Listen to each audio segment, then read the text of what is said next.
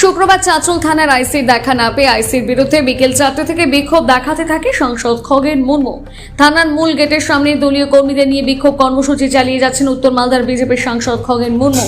বিকেল 4টে থেকে চলা এই বিক্ষোভ কর্মসূচি রাত পেরিয়ে শনিবার সকালেও চলছে বিজেপির বিক্ষোভ খবর লেখা পর্যন্ত।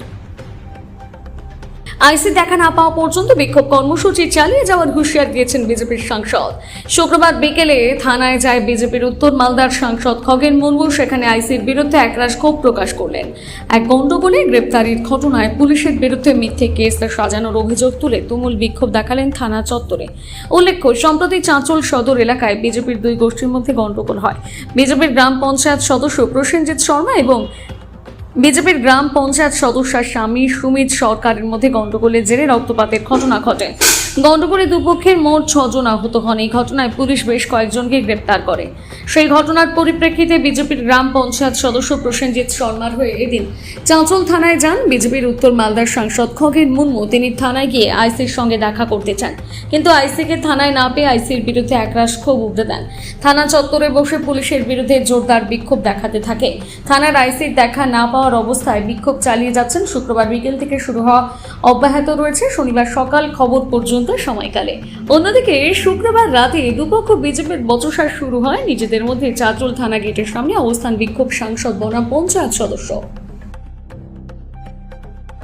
অবিলম্বে গ্রেপ্তার করতে হবে, আর নিরপরাধ ব্যক্তি যারা আছে তাদেরকে অবিলম্বে জামিনের ব্যবস্থা করতে হবে। পুলিশ বলছে কোনো আইন মেনে কাজ হচ্ছে না।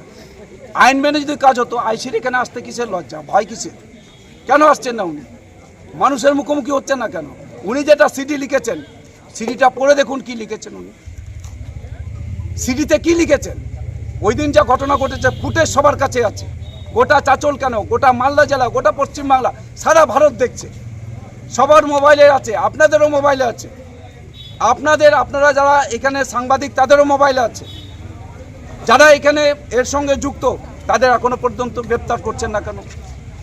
এক পেশে একটা এখানে বলছেন এবং গোষ্ঠীদ্বন্দ্ব বলে চালাচ্ছেন। এটা কোনো বিজেপির গোষ্ঠীদ্বন্দ্ব না। গোষ্ঠী হওয়ার চেষ্টা করছে এখানে।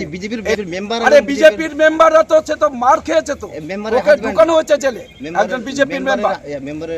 এইখানে আমরা যেটা বলতে চাইছি, যারা যুক্ত, কোনো বিজেপির গোষ্ঠীদ্বন্দ্ব বলে চালানো যাবে না, যে দলেরই থাকুক। আর যে এখানে বেল্ট খুলে মেরেছে, সে কি বিজেপি নাকি? গোষ্ঠীদ্বন্দ্ব চালাচ্ছে। বেল্ট খুলে যে মেরেছে সে কে? বিজেপি নাকি? পুলিশকে মেরেছে সেটা কি বিজেপির লোক? বলুন, আপনি জবাব দিন।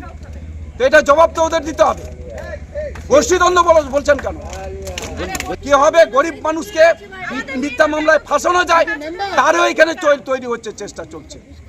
এর বিরুদ্ধে বিজেপি, আমরা সব সময় অন্যায়ের প্রতিবাদে আমরা রাস্তায় আছি। বুঝলাম যে করবো না। বুঝলাম, আপনারা যখন এখানে বসেন তখন লোক সংখ্যা ছিল না, এখন লোক বাড়ছে, আরো কি লোক আরো আসছে? বাড়বে, আরো বাড়বে। এখন তো কিছু হয়নি, আরো বাড়বে। আইসি না এলে আরো বাড়বে। প্রত্যেকে লোক আসছে, সব জায়গা থেকে আসবে, সমস্ত বিজেপির লোকেরা আসবে, বিজেপির লোকেরাই আসবে এখানে। আইসি কোথায়? আইসিকে জিজ্ঞেস করুন, খুঁজুন, ওখানে যান। আইসি কোথায়? লুকিয়ে আছেন কেন? উনি লুকিয়ে আছেন কেন? এইটা তো আজকে জবাব চান ওর কাছ থেকে, ওদের কাছ থেকে, পুলিশের কাছ থেকে। কেন এই 5 ঘন্টা হতে চললো আমরা এখানে বসে আছি, ধর্নায় বসে আছি। উনি ফোন কেটে দিয়ে আমার সঙ্গে কথা বলতে বলতে ফোন কেটে দিয়ে, এটা তার অধিকার আছে ফোন কেটে দেওয়ার। উনি কথা বলতেন তো, উনি তো আসতে পারতেন। আমি আসছি, আমি তো জিজ্ঞেস করলাম আপনি কখন আসবেন। উনি বললেন 5টা 5:30টায় আসবেন। তো বললাম আমি তো চলে যাব, তাহলে আপনি এই বিষয়টা একটু দেখবেন। বলতে গিয়ে তো বলেন আপনি আমাকে প্রভোগ করছেন। ওনাকে কে প্রভোগ করছে? ওর পুলিশ তো দাঁড়িয়েছিল এখানে, একজন অফিসার, একজন এসআই এখানে দাঁড়িয়েছিলেন যখন ফোনে কথা বলছে। এখানকার সমস্ত লোকেরা ছিল, পুলিশরা ছিল ওখানে, সমস্ত এখানে সিভিক ভলেন্টিয়াররা দাঁড়িয়েছিলেন, সব শুনেছে। আমি কি তাকে কোনো ধমকিয়েছি নাকি প্রভোগ করেছি? উনি বলছেন আপনি প্রভোগ করছেন, ফোন কেটে দিলেন। তাহলে কি আপনাদের দালালি করছেন এখানে? আসি ঘুষ খাচ্ছেন, ঘুষ করা আসি এটা।